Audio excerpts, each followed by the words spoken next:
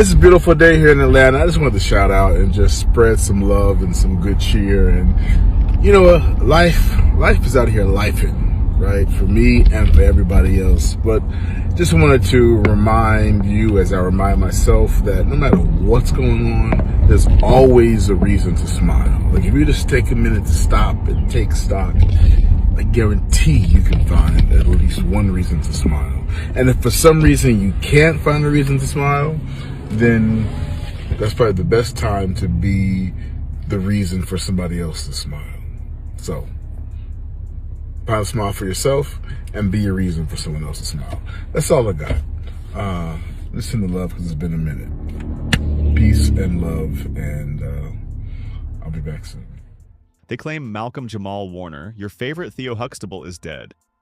Supposedly drowned at 54 while on vacation with his family in Costa Rica. But when you pull back the curtain, something feels off.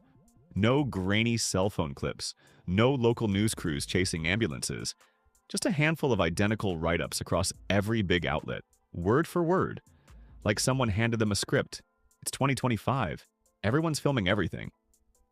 Yet when an A-list actor drowns on a public beach, there are no GoPro videos from lifeguards, no hotel security tapes, no Red Cross logs, no lifeboat or stretcher pics. New details surrounding the tragic death of acclaimed actor Malcolm-Jamal Warner.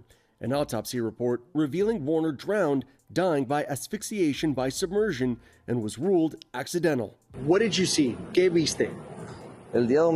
This officer telling us on Sunday the 54-year-old was swimming with his 8-year-old daughter when surfers spotted them struggling and dove in to help.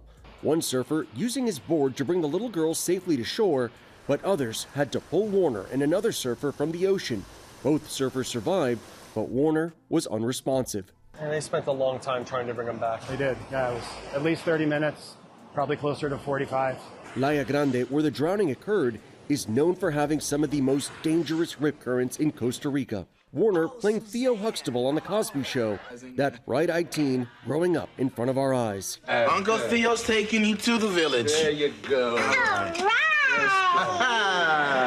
His co-star Raven Simone posting a tribute to the man she called her big brother. He was a beacon. He was one of the most multifaceted, talented men. So gentle. And my heart and soul and hugs and kisses go out to his daughter and his wife and his mother.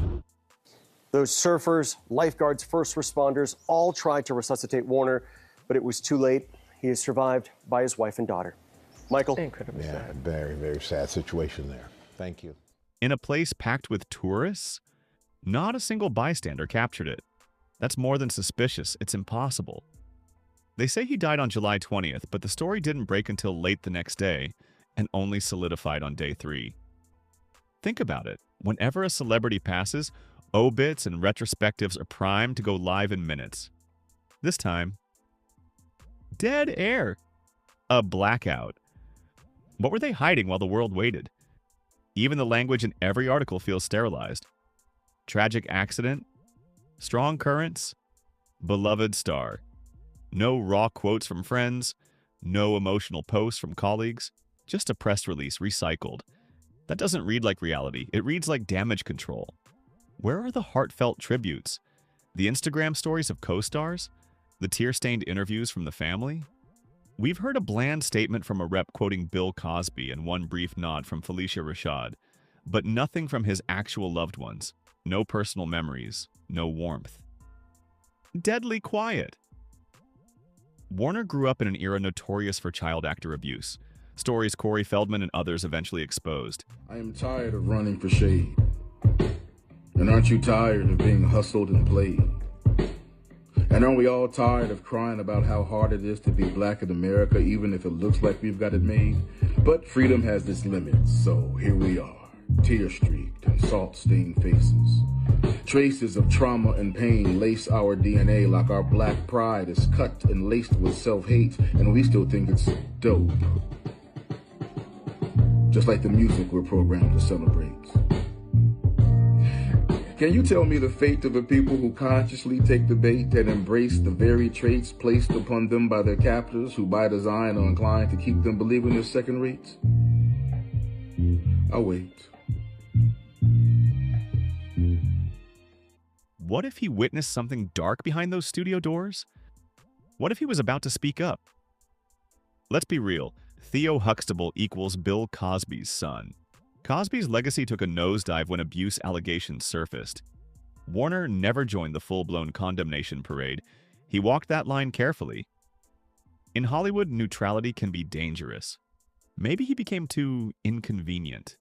I will be able to leave this earth, knowing and people knowing that I was a good person. And I talked to my dad, I talked to him yesterday, and what he said to me often, people love you, and people are always talking about, your career and your success and all of that. He said, but what really makes me the most proud is that you are a good person. And I had it from my dad. It's like, That's wonderful. But I'm a good person because my dad's a good person. That's a whole nother thing. Yeah. So like it is possible to walk through this world, and with all of the darkness in the world, it is possible to maintain your soul and be a good person. It is. This wasn't a washed-up actor. He was directing episodes, making music, and just launched Not All Hood, a podcast challenging narrow portrayals of Black life. He was redefining success, championing nuance, and shining light on stories mainstream Hollywood ignores. Not All Hood was more than chatter. It dissected stereotypes, celebrated Black ingenuity, and exposed how media commodifies trauma. It had momentum. Listeners were hooked, and then silence. New episodes vanished. Social channels went dark. Was that a coincidence or censorship? Notice a recurring theme? When Hollywood wants someone out of the picture, standalone drownings keep popping up. Whitney Houston in her bath, Bobby Christina in a tub, Naya Rivera on a yacht excursion, Natalie Wood during a yacht trip, all unsolved quirks. All cases with scarce footage. All outside U.S. oversight. Now, Malcolm's death fits right in. This reads less like real reporting and more like a storyboard. No evidence, no witnesses, no raw grief, no unanswered questions. We're not blindly buying the headlines. We deserve more than canned statements. We deserve truth. Rest in power if you're truly gone, Malcolm-Jamal. But to whoever's writing this script, we're not flipping the page until we see the proof. Smash that like button, share this video, and comment below.